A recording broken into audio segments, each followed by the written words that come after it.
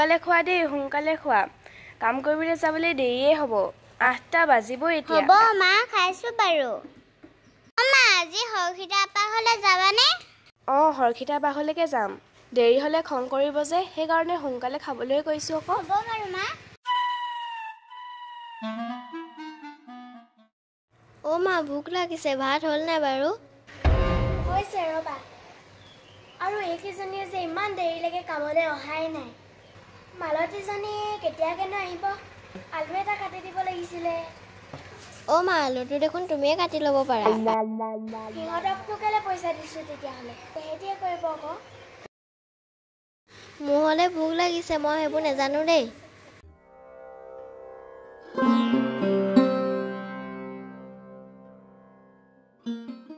হৰখিতা বাইদেউ হৰখিতা বাইদেউ আছেনে আছো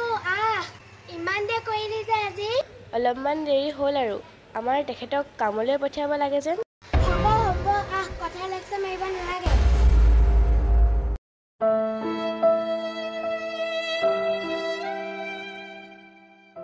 আহিছোঁ বাৰু বাইদেউ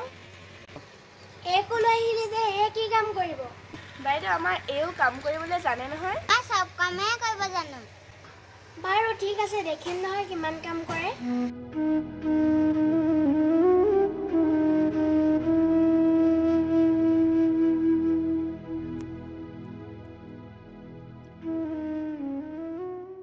ভণ্টি তোমাৰ নামটো কি নাম পুৰবী কোন ক্লাছত পঢ়া তুমি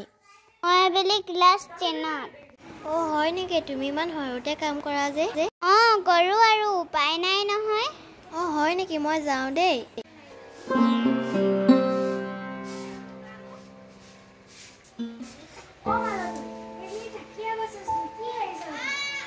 দেখাই নাছিলো বাইদেউ শাৰী পিন্ধি চব্জি এটা কাটি দিবিচোন আমাৰ ভাত খোৱাই নাই হ'ব বাইদেউ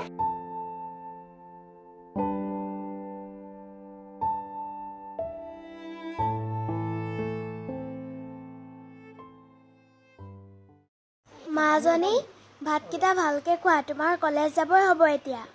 মালতী ভাত আনা আকৌ আমাৰ এলে কণী এটা ভাজি দিবা দেই বাৰু বাইদেউ নিছো কণী ক'ত আছেনো আছে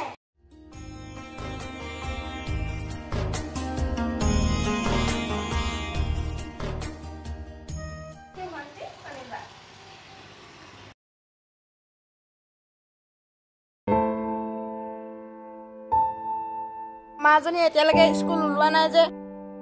আজি নহ'লে স্কুল নাযাওঁ পেটটো বিষাইছে অথনিৰ পাচোন ঠিকে আছিলে এতিয়ানো কি হ'ল পটককে আজি নাযাওঁ না সদায় এনেকৈ ক'লে নহ'ব নহয় হেৰা এইফালে আহাচোন ছোৱালীয়ে যে স্কুল নাযাওঁ বুলি কৈছে যাব মন যোৱা নাই আজি পেটটো বৰ বিষাইছে সদায় বাহানা কৰি থাকে এনেকে হ'লে কি হ'বগে বাৰু জানো বাই তোমালোকে মাক জীয়েকে কথা পাতি থাকা মই হ'লে যাওঁ দেই মই নোৱাৰিছোঁ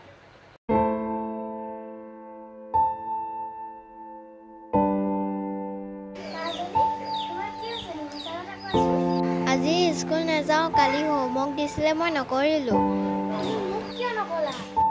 তুমি অকল নিজৰ কামতে ব্যস্ত থাকা মোৰ লগত থাকিবলৈ সময় নাই দেখোন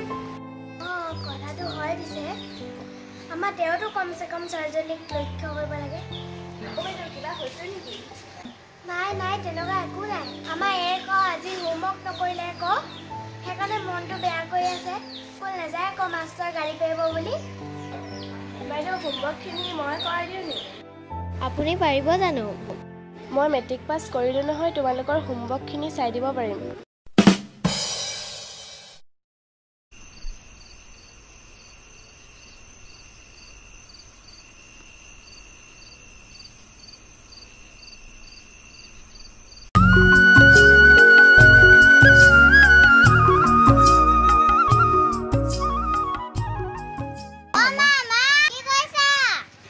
পুৰবী নেকি ঘৰতে আছো আহা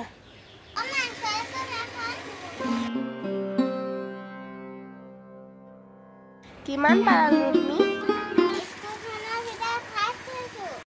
হয় নেকি বৰ ভাল কথা বা চবতে 90 পাইছা দেউতাক গধূলিকে কণী আনিবলৈ কম দেই কণী ভাজিয়ে ভাত খাম লোকে দেখোন ভালকে না পাছ কৰিলে মাংস আনি ভাত খায় আমি নে কণীহে খাম নে তুমি যেতিয়া ডাঙৰ হৈ ডাক্তৰ হ'বা তেতিয়া যি মন যায় তাকে খাব পাৰিবা বাৰু মা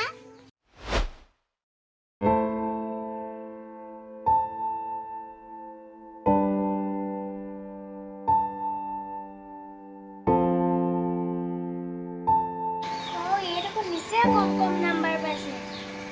মাজনী এবাৰ আছো কি হলনো মা গৈছ ৰবা কি হলনো এমু কি নাম্বাৰ পাইছে তুমি ভালকে পঢ়িবলৈ নোৱাৰা পাপা আহক আজি তোমাৰ কথা লগাম ৰবা তোমালোকে কোৱা এয়ে হৈছে মানৱী জীয়েকক নাই দেখা তাই কিমান নাম্বাৰ পাইছে আমাৰ দেখোন ধেৰ টকা আছে হেঁতি পাওক কয় হেঁতি দুখীয়া ঘৰ ছোৱালী নহয় দুখীয়া ঘৰ ধনী ঘৰ কি কথা আছে আমাৰ সন্মান তুমি পানীত পেলাইছা দেউতাৰ কিমান নাম আছে তুমি গম পোৱা নাই সমাজত হ'ব বাৰু আজি মই ভালকে পঢ়িম অহা বছৰতে যদি তোমাৰ পৰীক্ষা ভাল নহয় তেতিয়া হালো এটা চাই দিনৰ বিয়া দি দিম তোমাক এই মাজনী কিনো কথাবোৰ কৈ থাকে বা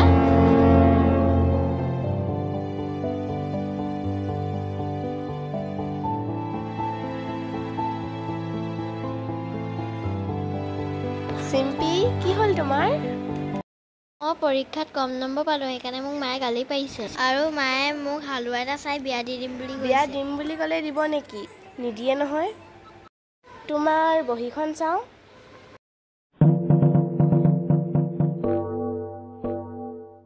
কি হ'ল মাজনী এই মালতী খুৰীয়ে বহীখন চাওঁ কৈছিলে মালতী তোৰ ছোৱালীজনীও পৰীক্ষা দিছিলে নহয় পৰীক্ষাৰ নম্বৰ কিমান পালে আমাৰ তাই 100 ভিতৰত 90কে পাইছে দেখিছ লোকৰ ছোৱালীয়ে কেনেকে পঢ়িছে ভালকে পঢ়িবলৈ ক'লে পঢ়িব নোৱাৰ শুনিছা নাই ক'ত আছা কি হ'ল বৰ যে খঙা খুন্দাকে আহিছে ছোৱালীয়ে মোৰ ভাগৰ নাম ডুবালে দেই চবে কৈছে আমাৰ ছোৱালীজনীহে চবৰ ভিতৰতে কম নম্বৰ পাইছে কাইলৈ গাঁৱত মিটিং আছে তুমি যাবা মহালে নাযাওঁ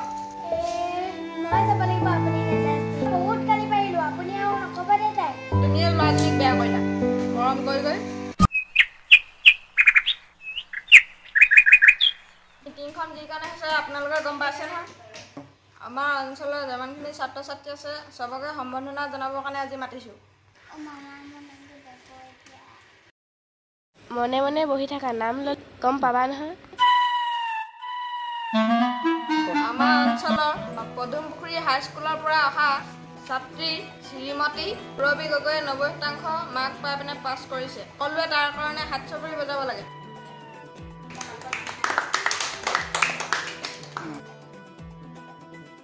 ৰবি তুমি ইমান দুখীয়া ঘৰ ছোৱালী হৈও ভালকৈ পঢ়িলা তুমি তোমাৰ ভৱিষ্যতটো উজ্জ্বল হওক দেই তোমালোকক মই ভালে বেয়া বহুত গালি পাৰিলোঁ বেয়া নাপাবা দেই তেনেকৈ নক'ব বাইদেউ আপোনালোকৰ কাৰণে আমি চলি আছোঁ আমি বিয়া নাপাওঁ নহয় আপোনালোকৰ ছোৱালীজনীও পাৰিব বেছি কম নম্বৰ নাই পোৱা নহয় চিম্পি হাই ছেকেণ্ডেৰীত ভালকৈ জোৰ দি পঢ়িবা দেই আমি পাৰ্টি খাবলৈ যাম পাৰ্টি খাবলৈ মাতিবা আকৌ এইবাৰ ময়ো ভালকৈ পঢ়িম মই ভালকৈ পাছ কৰিম ডাঙৰ চাকৰি কৰিম তোমাৰ ওপৰত মোৰ বিশ্বাস আছে তুমি এটা ভাল চাকৰি কৰিবা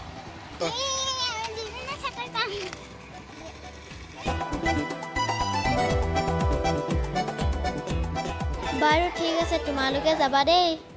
চিম্পিয়ে ভালকৈ পঢ়াত মন দিলে আৰু তাই অৱশেষত ডক্তৰ হ'ল ইফালে পূৰবীও ডাঙৰ ডাক্তৰ হ'ল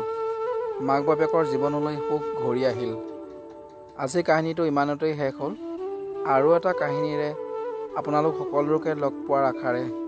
আজিলৈ ধন্যবাদ